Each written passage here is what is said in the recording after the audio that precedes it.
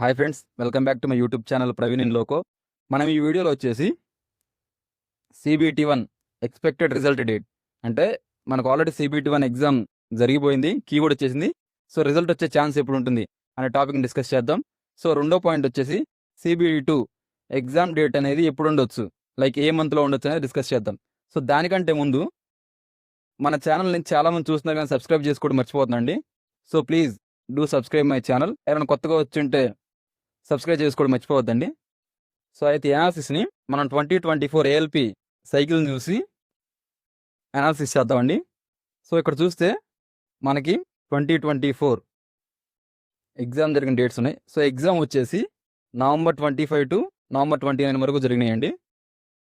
దాని కీ ఎప్పుడు వచ్చిందంటే December 5, అంటే ఎగ్జామ్ జరిగిన ఎగ్జాక్ట్ 6 డేస్కి మనకి కీ రావడం జరిగింది.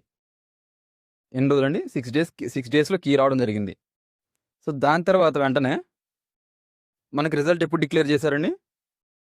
February 26, అంటే కీ వచ్చిన 83 డేస్కి మనకు రిజల్ట్ అనేది ఇవ్వడం జరిగింది. దట్ మీన్స్ తక్కువలో తక్కువ ఎగ్జామ్ అయిపోయిన దగ్గర నుంచి, కీ వచ్చిన దగ్గర నుంచి 3 months ఖాళీ ఉందండి. 3 months అంటే ఎగ్జాక్ట్లీ 90 days ఖాళీ ఉంది.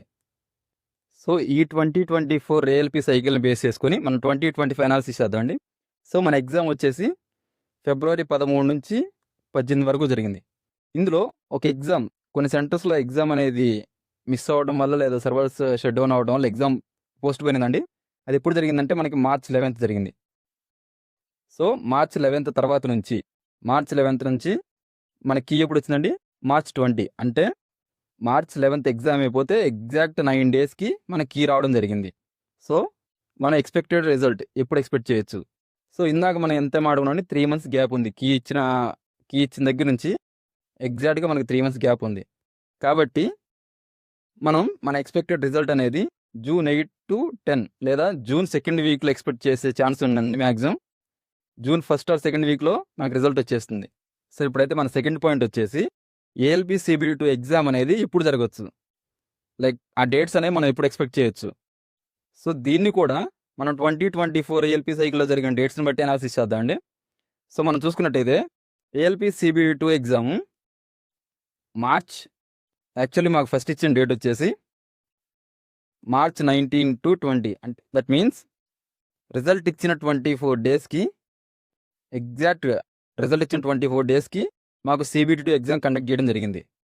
బట్ 2024లో మాకేమైందంటే ఈ March 19 to 20 ఇచ్చిన ఎగ్జామ్స్ అనేవి సర్వర్స్ ఫెయిల్యూర్ వల్ల ఎగ్జామ్ అనేది క్యాన్సిల్ అయింది. సో ఎగ్జామ్ క్యాన్సిల్ అయిన తర్వాత మళ్ళీ మాకు రీ ఎగ్జామ్ ఇప్పుడు పెట్టారంటే May 2nd and May 6th, ఈ 2 డేస్లో మాకు ఎగ్జామ్ పెట్టారు. సో ఇది కూడా ఎప్పుడు పెట్టారంటే ఎగ్జామ్ క్యాన్సిల్ అయిన డేట్స్, అంటే March 19 to March 20 ఈ డేట్స్ నుంచి ఎగ్జాక్ట్గా 47 days తర్వాత మాకు ఎగ్జామ్ జరిగిందండి. సో బట్ ఈసారి మీకు ఆ టైం దొరకకపోవచ్చు. సేమ్ ఇలానే 2024 ఫార్ములాని నా 2025కి అప్లై చేసుకుంటే సో మన CBT1 రిజల్ట్ వచ్చేసి June 1st వీక్ అనుకున్నామండి. సో దాన్ని బేస్ చేసుకుని, అంటే 24 days అప్రాక్సిమేట్ 30 days అనుకోండి, అంటే మనకి రిజల్ట్ వచ్చిన వితిన్ 1 monthలో మనకి July 1st వీక్లో CBT2 ఎగ్జామ్ జరిగే ఛాన్స్ ఉంటుందండి.